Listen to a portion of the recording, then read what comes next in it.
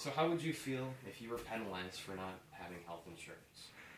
If you didn't have health insurance, the government will penalize you every single tax season, and this is going to increase every single year. Some people can, yes, get Medicaid, which is assistance from the government to have health insurance. But what about those people that don't qualify? What about if they're just at that point where they don't have enough to pay for it, and then they're getting penalized every single tax season and they're trying to buy health insurance? I believe that the government should not force us to buy a product.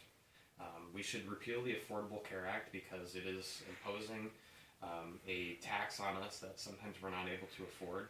And even though it sounds like a noble cause, like we're trying to provide health insurance for everybody, it's sometimes doing more harm than it is good for some of these people.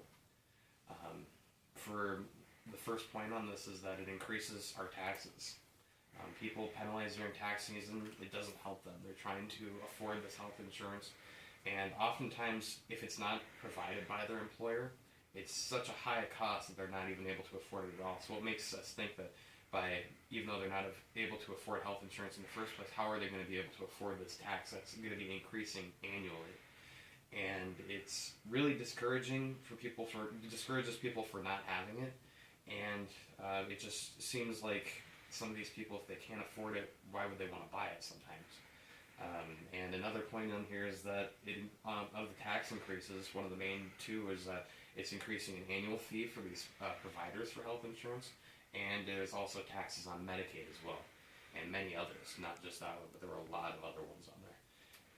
It takes away some of the ability to buy for a lot of these people, not just health insurance, but a lot of these people that have to provide for their families, people with children that are trying to provide for all of them, are not able to afford health insurance as well as, and most of them are trying to buy food for their family, things that we really need, not always just health insurance. And it's hurting the lower portion of the middle class especially. It's also cutting down the insurance industry. It affects the families of the agencies, and agents are now leaving their jobs because they're losing the incentive to go out and sell at this point. They're not making nearly as much money as they used to, trying to do the same thing that they were doing before. People have less drive to sell just because there is no real bonus to sell that anymore. And now companies are essentially waiting for the customers to come to them rather than go out and get that customer.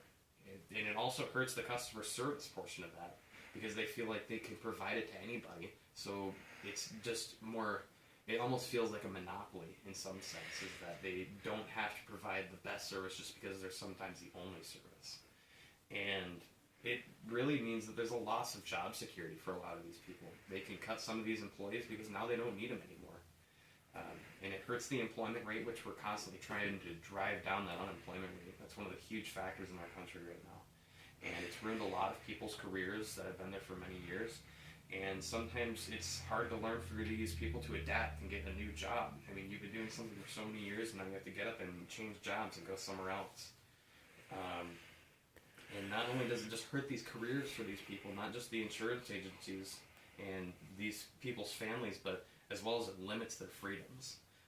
The people that I was speaking of before, the people that are 400% above the poverty limit, these are the people that it's hitting the hardest, because these people are really the ones that are just above that point where they aren't able to, they're ineligible for assistance on their Medicaid, but they're not at that point where they're still able to pay for the health insurance. And if they can't afford it, they're going to have to pay that fee, and then it's going to be increasing every year, so it's going to be increasingly harder for them to get that. And this is where it limits their freedoms, because maybe they don't want to buy health insurance, but now they're forced to just because we're telling them that they have to have it. And it's instituted through a tax, but it is like forcing people to buy it. Just because we say that it's instituted through a tax doesn't necessarily that it means it's just a tax, because technically we're forced to buy health insurance.